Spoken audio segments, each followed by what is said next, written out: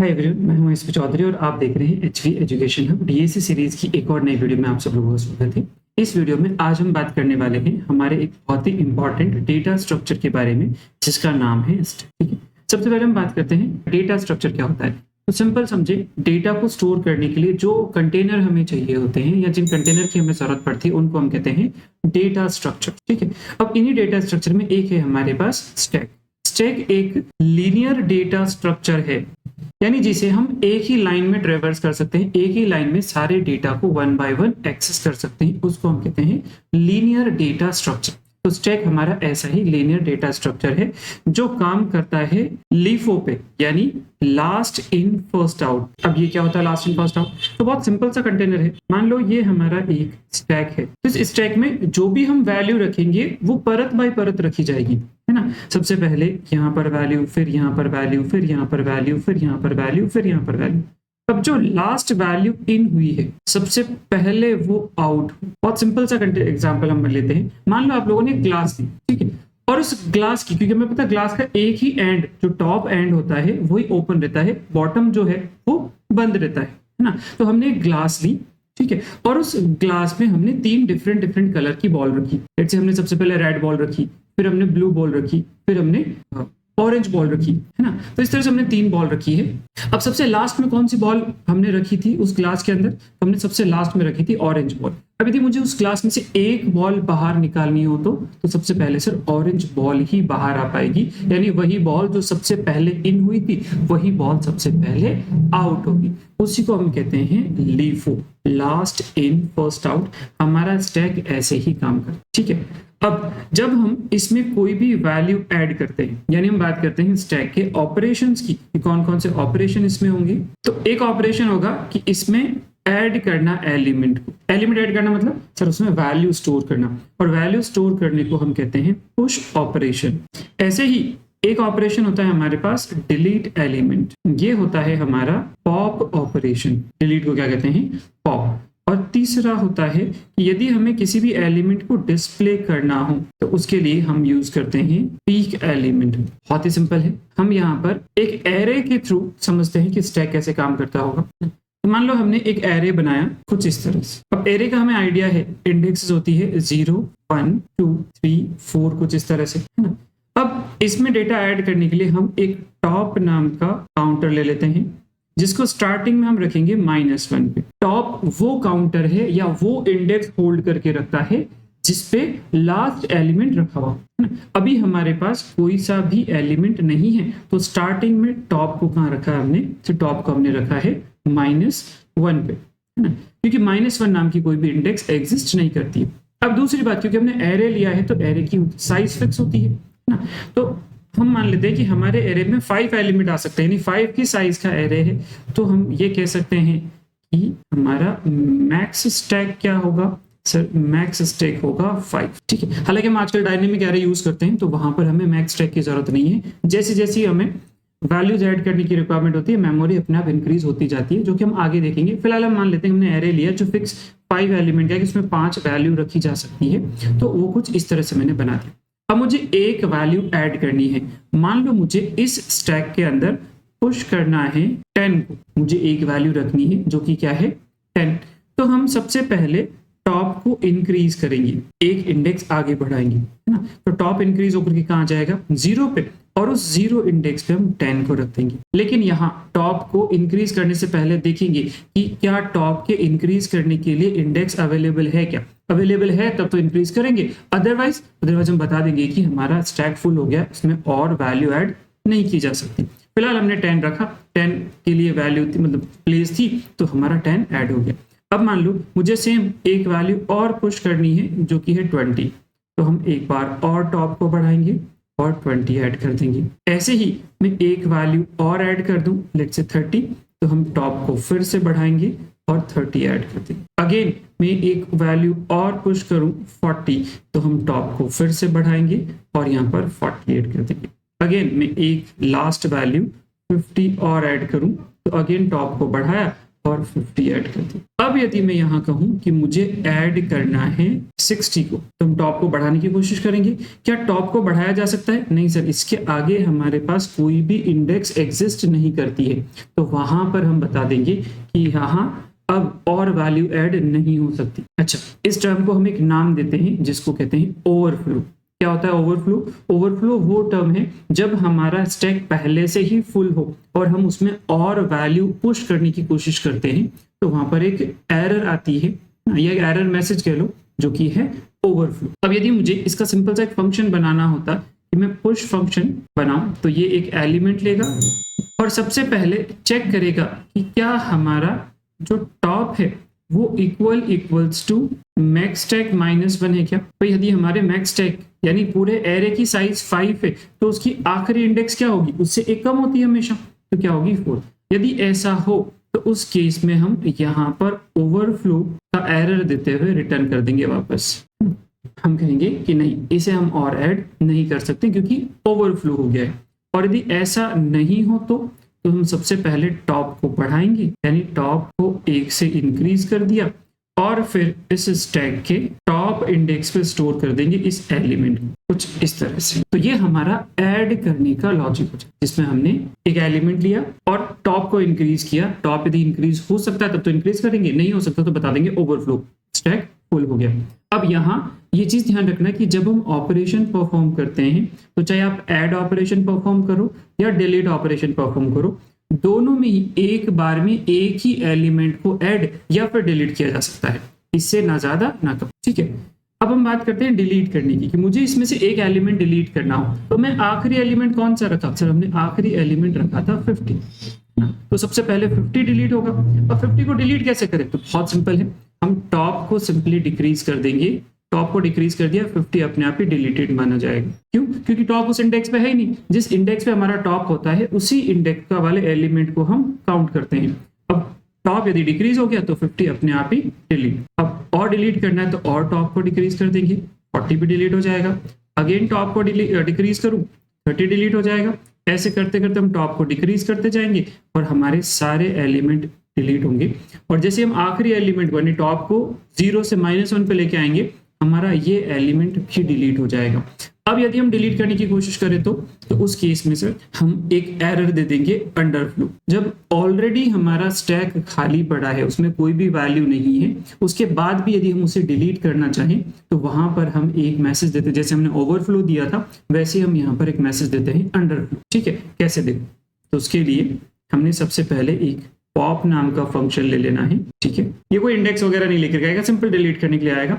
इसको हम सबसे पहले चेक करेंगे, यदि हमारा टॉप इक्वल्स टू -1 है तो हम यहाँ पर अंडरफ्लो दे करके रिटर्न कर देंगे। यहाँ हम डिलीट नहीं कर सकते, नहीं तो हम टॉप को 1 से डिक्रीज कर देंगे, कुछ इस तरह से। ये हमारा पॉप एलिमेंट, या हम कह सकते हैं पॉप ऑपरेशन हो जाएगा, जो एक एलिमेंट को डिलीट करता है। यहाँ तक समझ में आ गया होगा।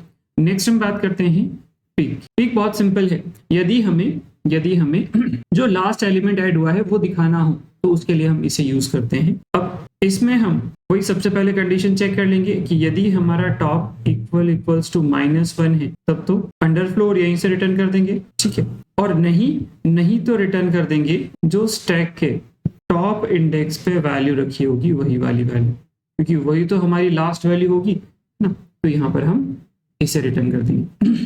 ये समझ में आ गया? चलो इन्हीं तीनों ऑपरेशंस का हम एक क्लास बना करके एग्जांपल देखते हैं। ठीक है, तो चलते हैं अपनी VS कोड स्क्रीन पे और यहाँ हम एक क्लास बना देते हैं, क्लास myStack। हमने myStack करके एक क्लास बना दी। ठीक है, और इसमें हम एक एरे ले लेते हैं। अब एरे की साइज क्या लेते हैं? तो मैंने एरे की साइज यहाँ पर ले ली डिफाइन करके, एज डिफाइन मैक्सस्टैक, और मैक्सस्टैक मान लो हम 5 ले लेते हैं फिलहाल के हम। मैंने मैक्सस्टैक ले लिया और एक हमने टॉप ले लिया। अब यहाँ पर क्योंकि हमारी क्लास का नाम स्टैक है ना, तो हम एरे का नाम जिसमें हम कंटेनर यूज करेंगे, जहाँ डेटा स्टोर करेंगे, उसका नाम मैंने डेटा ले लिया है।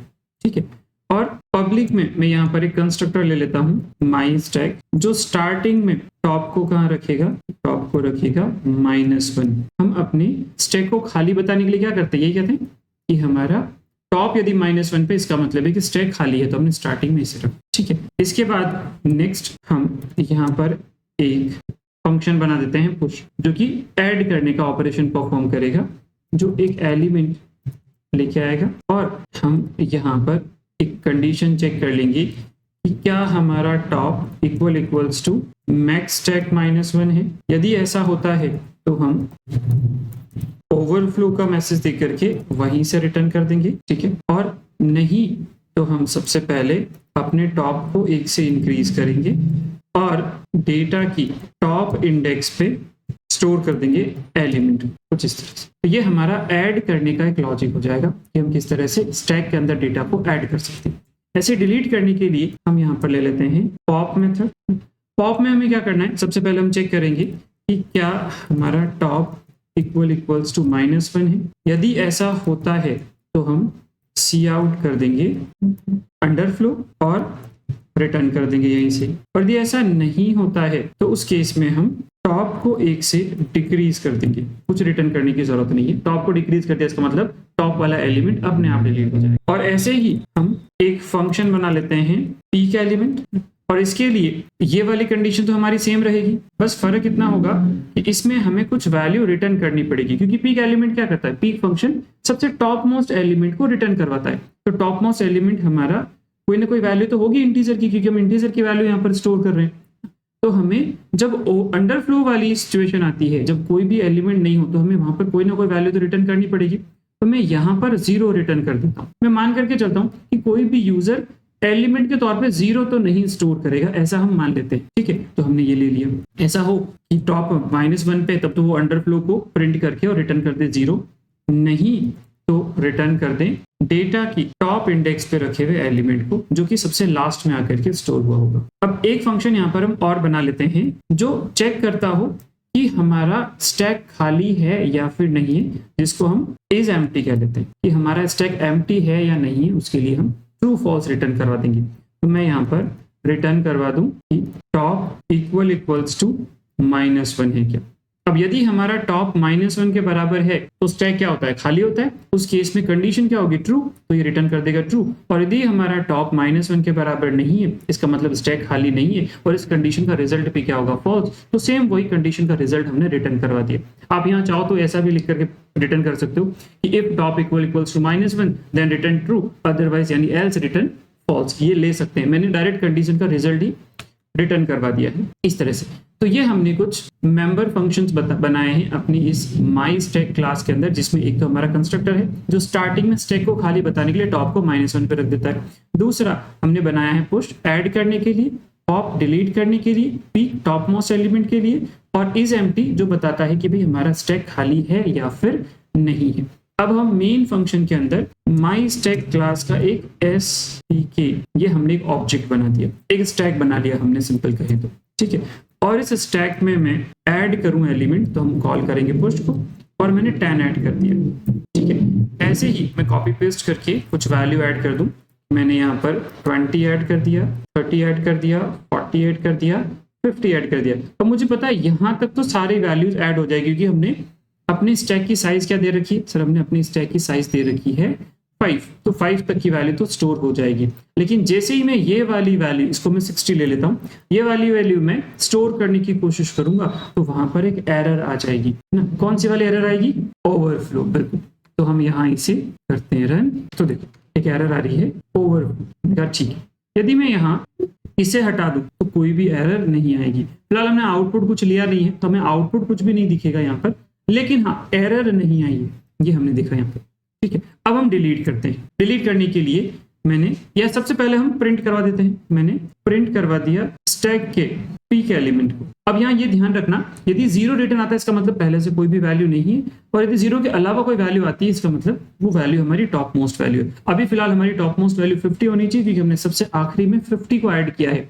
और अब मैं इसे रन करूं तो आउटपुट में हमें 50 मिलेगा। और वही सेम चीज यदि मैं यहाँ एक बार पॉप करके फिर से पीक करूं, यानी टॉप मोस्ट एलिमेंट को फाइंड करूं और इसे रन करूं, तो देखो इस बार हमें क्या मिलेगा, 40 मिलेगा। मैं लाइन चेंज कर देता हूं हर आउटपुट के बाद में, तो यहाँ मैंने हैंडल प्रिंट कर दिया, और यहाँ पर भी कुछ इस तरह से। अब रन करूं इसे, तो देखो 50 और 40, स्टैक को आप ऐसे ही एक्सेस कर सकते हैं जब तक 50 डिलीट नहीं होगा, जो टॉप मोस्ट एलिमेंट है वो डिलीट नहीं होगा, तो सेकंड टॉप डिस्प्ले नहीं किया जा सकता। एक बार में एक ही एलिमेंट डिस्प्ले होगा, एक ही डिलीट होगा और एक ही इंसर्ट होगा। ठीक है, यही सेम अप्रोच हमें यहाँ पर ध्यान रखनी है। बेसिकली ये कह सकते हैं कि स्टैक को जब हम एरे से यूज करते हैं तो हमारा ये एक लिमिटेड एरे है। हम एरे पे कुछ कंडीशंस लगा देते हैं कि एक बार में एक एलिमेंट ऐड करेंगे, यहीं पे ऐड करेंगे, यहीं से डिलीट करेंगे, है ना, इस तरह से, तो वो बन जाता है स्टैक।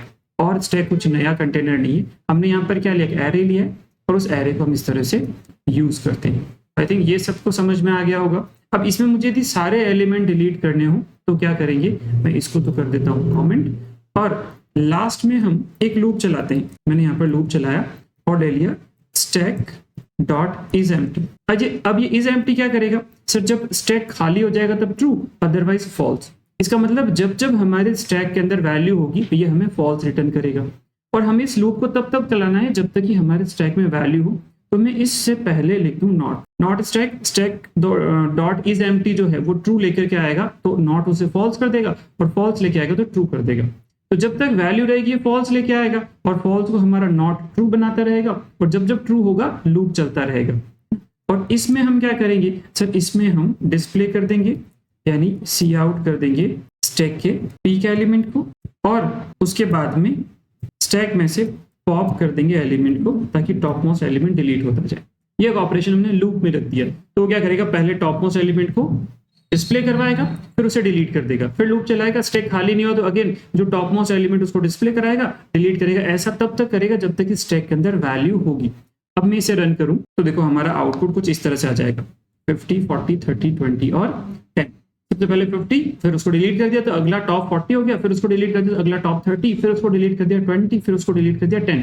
10 के डिलीट होने के बाद में स्टैक हो गया होगा खाली, और जब स्टैक खाली हो जाता है तो ये इज एम्प्टी हमें ट्रू ला के देगा और नॉट उसे बना देगा फॉल्स, और फॉल्स पे हमारा लूप हो जाता है स्टॉप। इस तरह से हम इस स्टैक को यूज लेते हैं। आई होप ये सबको समझ में आ गया होगा। हाँ, तो ये था हमारा स्टैक। इससे रिलेटेड किसी को कुछ भी डाउट हो तो कमेंट में पूछो। बाकी वीडियो को लाइक कर दो, शेयर कर दो और सब्सक्राइब तो करना ही है। बाकी मिलते हैं अगले वीडियो में, तब तक के लिए थैंक यू सो मच।